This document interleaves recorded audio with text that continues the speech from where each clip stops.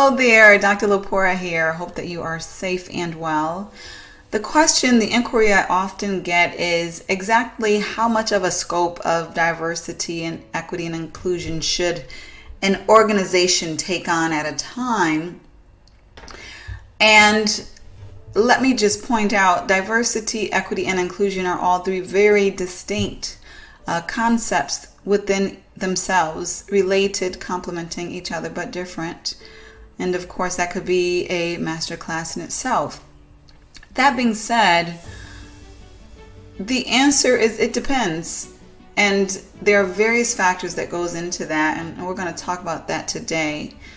So again, we want to often ask ourselves, can we even boil the ocean of diversity, equity, and inclusion? When we know that there is a good thing, we want it immediately. It makes good business sense. It's good for our customers, good for our organization. And so when we know that it's a good thing, we tend to want it all immediately. And so the answer to that is yes, we can boil the ocean, but not all at once. And yes, that may sound somewhat contradictory or like an oxymoron, but the fact of the matter is that diversity, equity, and inclusion are concepts, are goals that are so important that you want to keep a line of sight of those even aspirational goals at all times within your organization. So in that sense, you want to keep your line of sight on that ocean, so to speak, on that entirety of potential opportunity, while biting one chunk at a time.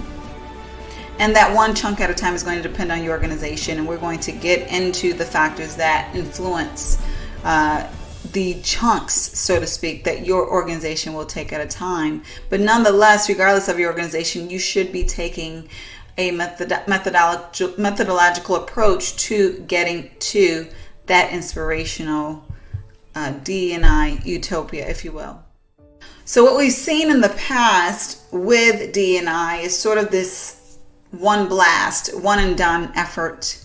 If you're good, quote unquote, you may do that one blast once a year or twice a year, and that has tended to look like a simple training class or a sensitivity session, or things of that nature. But what we have been realizing, many of us before, but what the world is now realizing, is that the diversity, equity, and inclusion issues that exist, at least within the country of the United States, and I know it exists many other places, but I'm going to speak specifically of the U.S., knowing that more intimately, that these are very systemic issues, very deeply ingrained issues that require systemic solutions, holistic solutions that address not just the topical skill set of people, but the practices, the institutions themselves, the policies, the culture,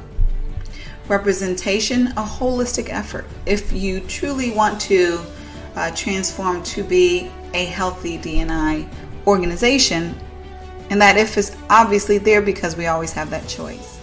So now what you see is specifically an organization diversity, equity, and inclusion maturity model, and this shows pretty much a journey that you would take as an organization to get to that sustained level, what I call D&I utopia, so to speak. Let me qualify by saying there are very few organizations at that sustained level. Do I say that to discourage you from aiming at it? Absolutely not. I believe that every organization should be aiming there. But I say it in a sense of showing how much work every organization truly has to do to make a systemic transformative difference. While not reading this in entirety, you can look at it, obviously yourself at your own leisure.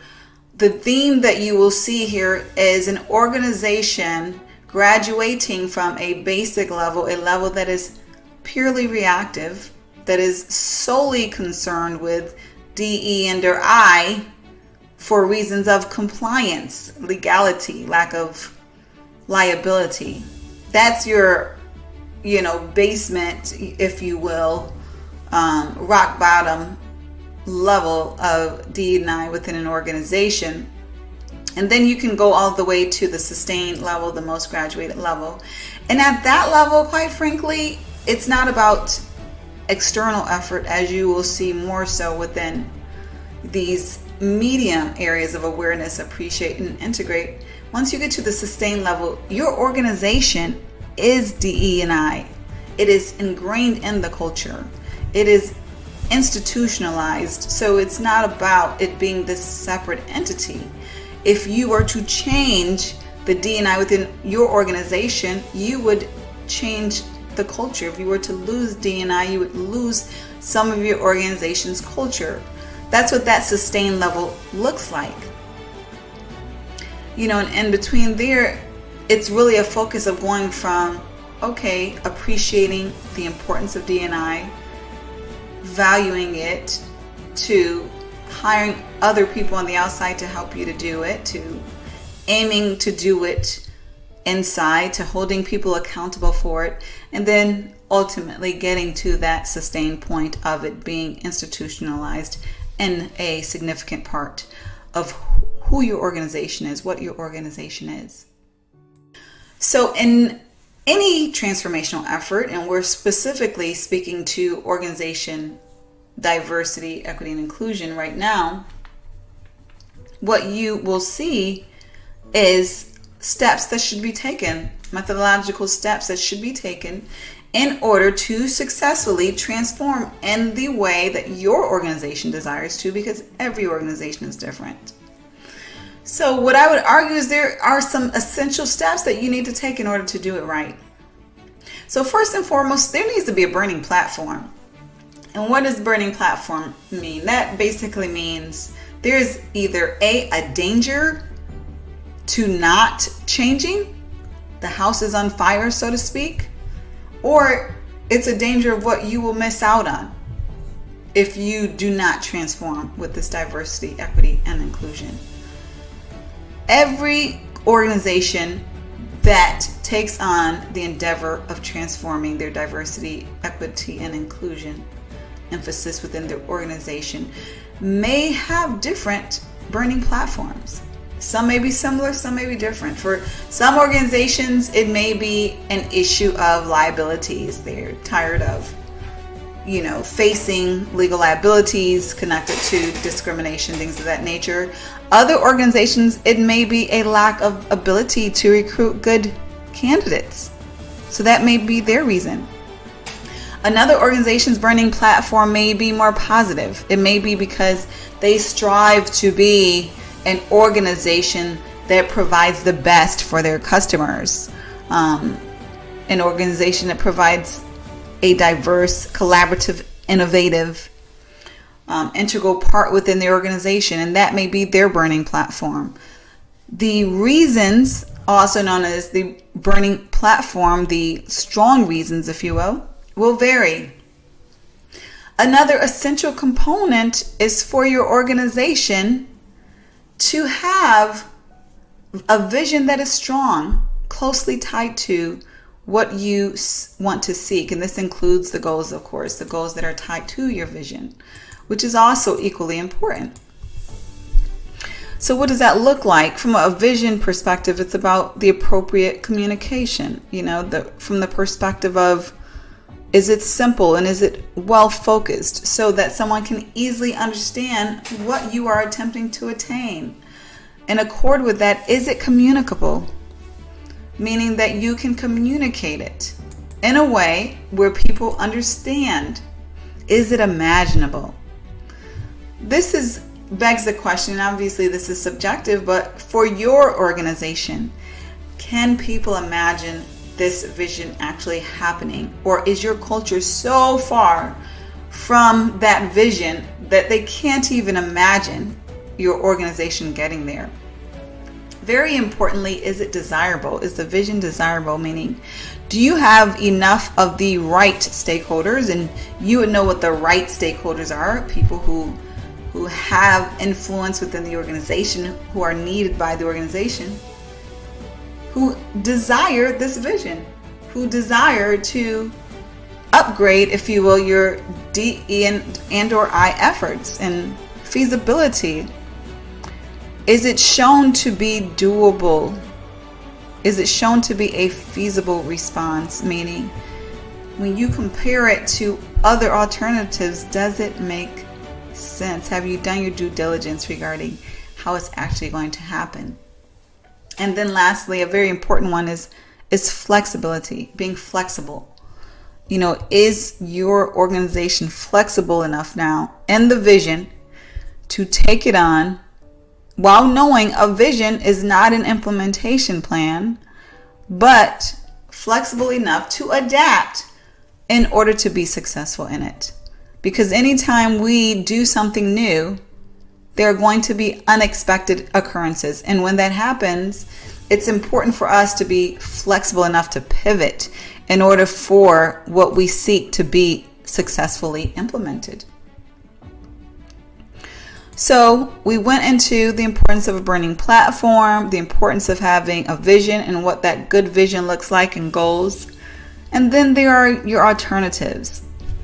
Now, people will often argue if you truly have A as a goal, you don't want to talk about B and C because that discourages you from focusing on A. And what I would argue is that you do want to talk about B and C. Even if you ultimately are committed to A, you want to understand B and C because, for one, it will make your plan A better because you may include some elements of B and C with A. And secondly, you want to understand the skepticism that is within your organization. If there are people who have alternative suggestions, you want to understand their needs so that you can address them with whatever you commit to.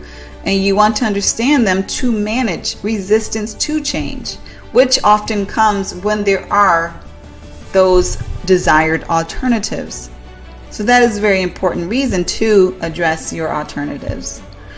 You want to ensure you have sponsors. That is another very important step in building your diversity, equity, and or inclusion transformation strategy.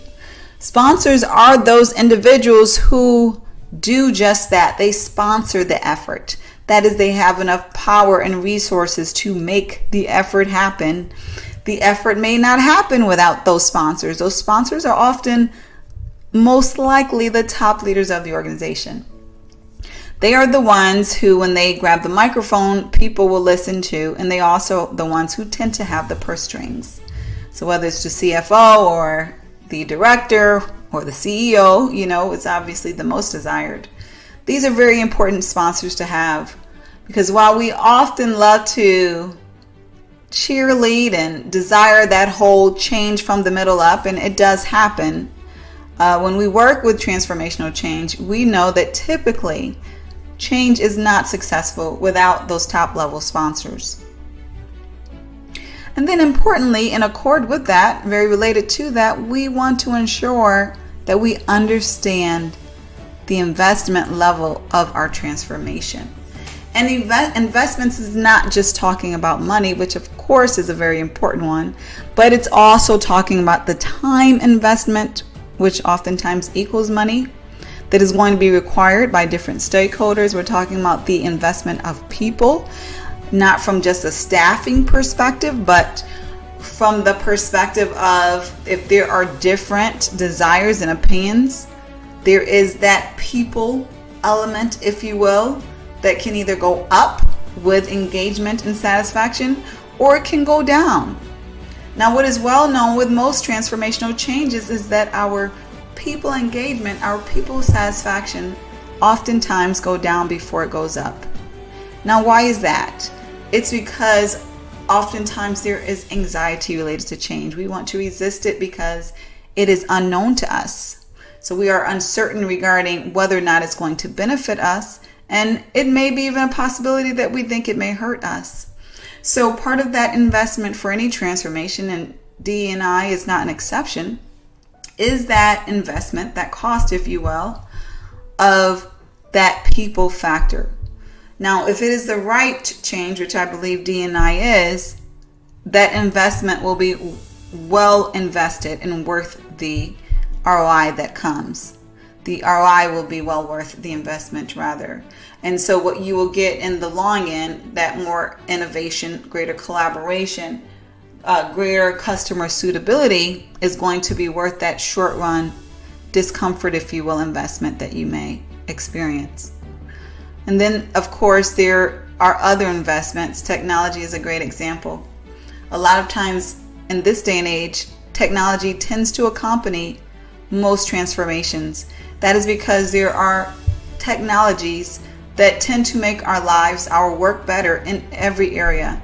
So usually if you are administering a transformation, there is an upgrade in technology that is at least available, and then you decide whether or not it's worth making that investment. But at the bottom line, you want to ensure that you do understand the investments that will be required for the level of the vision that you are aspiring to and that your organization is aspiring to. Very similar to the sponsors, you want to ensure that you are choosing the appropriate team strategically to work toward this transformational effort for diversity, equity, and or inclusion. The team is consisting of people, of course, who are influential. They're subject matter experts, either in D and or I, as well as in other areas of the organization, because in order to institutionalize D and or I within these different areas of your organization, you need to have the subject matter experts of those respective areas engaged, whether that is marketing or IT, or if that is the overall business strategy area, human resources, of course. All these areas need to be integrated within D and I, and so they need to be very well involved. And now a very important and big piece of the strategy is the cultural approach. And of course, that is covering quite a few things. So when you look at the cultural approach, specifically, we're talking about various elements, various decisions that need to be made. And so one of those decisions, as you can see here, is specifically about how you're going to roll out the transformation. And that is tied to who your organization is, which is tied to the culture, of course. So one is your organization highly centralized, where everything is decided upon and rolled out at the center, or is it highly decentralized? Whereas all of these different areas, perhaps you have different offices around the world, different continents. And if it's a highly decentralized organization, that means there's a lot of power in these different locations, if you will. So given that, there's a lot more diplomacy that needs to take place, a lot more effort of alignment that needs to take place when you have a decentralized operation. Now, of course, there are significant benefits in a decentralized organization, but you do want to keep in mind that extra effort that is going to be tied to rolling out a transformation, because it will be not just one transformation, but it will be several transformations at all of these different hubs, if you will, that you have within your organization. Part of that cultural approach deals with whether your organization is hierarchical or consensus based. Is it an organization that has to decide together about everything, or does the leader just drive it down and then it's one and done? So that's going to be a very important component to consider. Is your organization one that is mature with change, whereas you can basically roll out the vision completely up front, or is it so immature with change and risk averse that you have to take more of a snowball effort, introducing little by little? These are things that you want to take in mind and consider as well, as part of what your culture is and how that approach ties to what you will be getting done. So one thing that is part of the cultural approach is the timing, right? So that's very closely tied to the cultural approach. And timing is different. As I mentioned about the change maturity of your organization, that is going to have a huge impact on what that timing looks like. Whether it's an incremental or radical change, as I mentioned, or is it something even that you're ready to do now immediately, or are there certain prerequisites your organizations have to do culturally in order to implement later? Is this going to be a slow implementation because your organization needs to build the capacity up, or the skills, or the resources, or it's just not used to fast change culturally? Or is it going to be a fast change, one where your organization is ready to pivot? They are nimble and they have great capacity and resources and a high level of change maturity. Is it going to be a transformation that is flexible, whereas you're learning as you go and you admit, that you're not necessarily 100% sure how this vision is going to be implemented? Or is it one that is more inflexible, whereas leadership is staunch on specific things happening and definitely not open to veering from that? And lastly, as far as timing, what is your organization's tolerance for individual transitioning? This is very important because you have organizations that are like night and day from each other. And even within organizations, while you have shared cultures, you still have a great diversity of individuals within an organization. And they transition differently. They progress differently. They learn differently. They adjust differently. And so your organization has to decide what is going to be your tolerance for individual transitioning. If there's an individual who is stuck in his or her own ways, what is your tolerance or patience level for those types of individuals? These are elements that need to be decided. And then lastly, you want to make sure that whatever assumptions that do exist up front are shared in a transparent way. And this will help to prevent confusion, reduce the level of confusion. It will help also to be prepared for what obstacles or challenges may happen through the transformation toward more diversity, equity, and inclusion. Certain examples of assumptions include: will your business model change? Will your systems, technology change? Will the processes change? Will your departments be reorganized? Or will your workforce need to be augmented because you don't have the right skill sets inside? How will your employees need to be trained? What are the dollar limits? We may say, oh, we absolutely want this to happen. We're absolutely behind it. But we need to know, well, how much money are we truly willing to commit? And similar to that, how much time are we truly willing to commit to this effort? These types of assumptions, if they exist, they need to be well communicated, well aligned, so that people can work together in a healthy, collaborative way. So these are very important components that go into a healthy transformation for diversity, equity, and inclusion. Again, achieving holistic DE&I is a transformational shift. It's not a lightweight move. It's definitely not just a training class or a session. And it's something that you want to do in a very methodical, rigorous way so that it can make a truly important and beneficial impact for your organizations. If you do have any questions regarding this topic, feel free to email me, and I will provide some answers for that. If you have found this masterclass helpful, please do share it with others, and have a phenomenal day.